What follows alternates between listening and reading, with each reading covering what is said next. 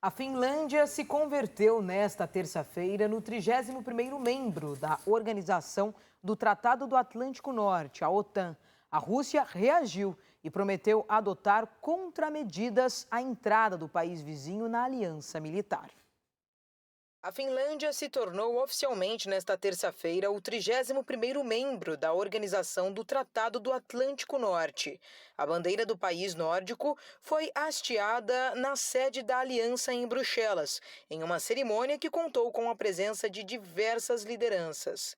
Após a invasão da Rússia, a Ucrânia, em fevereiro de 2022, Helsinki deixou de lado décadas de não alinhamento militar e pediu para ingressar na OTAN. President Putin wanted to slam NATO's door shut. O presidente Putin quis fechar as portas da OTAN, mas hoje nós mostramos que ele falhou. A agressão e a intimidação não funcionaram. Ao invés de diminuir, ele aumentou o tamanho da OTAN e nossas portas seguem abertas. The opposite, more NATO. And our door remains firmly open.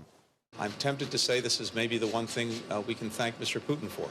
Estou tentado a dizer que talvez essa seja a única coisa pela qual podemos agradecer ao Sr. Putin, porque ele acabou causando algo que queria evitar. A invasão à Ucrânia fez vários países acreditarem que tinham que fazer mais por suas defesas para evitar uma agressão russa. Com a entrada da Finlândia à aliança, passa a ter mais 1.300 quilômetros de fronteira direta com a Rússia.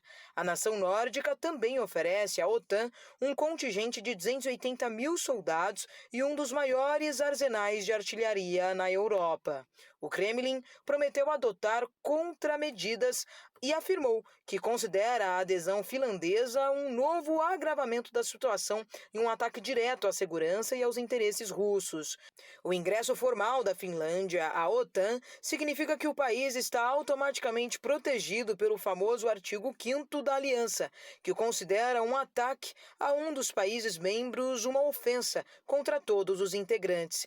Em meio ao aumento das tensões com Moscou, Helsinki acelera a construção de barreiras de 3 metros de altura em Imatra, no sudeste do país, que faz fronteira com o noroeste russo. A Finlândia planeja instalar um total de 200 quilômetros de muros na região até 2026, para impedir a entrada em massa de imigrantes vindos da Rússia. E Cuba atravessa a pior crise econômica em 3 décadas devido ao endurecimento do embargo americano e aos efeitos da pandemia. Em meio à situação, a população tem de se reinventar para lidar com a inflação. A cubana Xiomara Castellanos ficou feliz quando o governo aumentou os salários em 2021 como parte de uma reforma monetária. Ela só não contava que a alegria fosse durar tão pouco tempo. A ideia de aumentar o salário foi boa, mas os preços estão nas alturas, não acompanham o salário às vezes. Segundo dados oficiais, a inflação em Cuba atingiu 70% em 2021 e 39% em 2022. Há 2 anos, o governo aplicou uma reforma monetária para acabar com a taxa de $1 por um peso cubano, que prevaleceu por décadas no setor estatal e causou distorções na economia nacional. Isso levou a uma desvalorização do peso cubano. A moeda subiu de 24 para 120 pesos por dólar na taxa oficial. No mercado negro, está agora em 180. Apesar dos salários terem aumentado em média 450%, os preços dos produtos subiram ainda mais. Uma pensão como a de Xiomara, equivalente a $13,80, é quase o preço de uma caixa de 30 ovos. Como ela, muitos cubanos tiveram que recorrer à chamada caderneta de abastecimento, implantada por Fidel Castro em 1963, mas que inclui cada vez menos produtos. O que eu compro é o frango que sempre tem na cesta básica que eles te dão. Isso que eu como, frango. Eu como mais frango do que qualquer outra coisa, porque é o que eles te dão. Eu não gosto de frango, prefiro comer ovo, mas como não tenho mais nada, tenho que comer o que tiver, porque não posso ficar sem comer.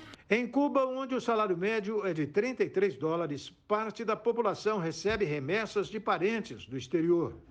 Especialistas explicam que as famílias que recebem ajuda têm renda maior quando trocam suas moedas por pesos cubanos. O câmbio de 1 para 170, em média, é muito estimulante para todos que recebem moeda estrangeira.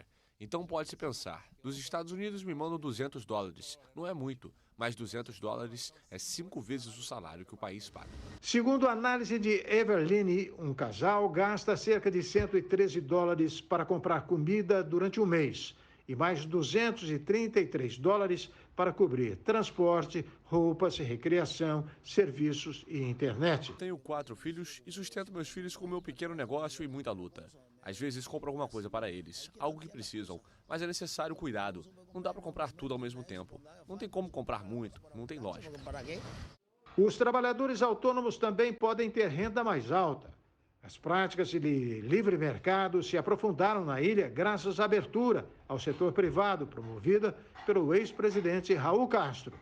Enquanto isso, o país atravessa a pior crise econômica em 3 décadas, devido ao endurecimento do embargo americano e aos efeitos da pandemia. E o ex-presidente dos Estados Unidos, Donald Trump, se apresentou nesta terça-feira ao Tribunal Criminal de Manhattan, na cidade de Nova York. O republicano recebeu 34 acusações e se declarou inocente no caso envolvendo a atriz pornô Stormy Daniels. Donald Trump se torna nesta terça-feira o primeiro ex-presidente dos Estados Unidos a sentar no banco dos réus. Na semana passada, um grande júri decidiu acusar formalmente o bilionário de 76 anos pela prática de suborno.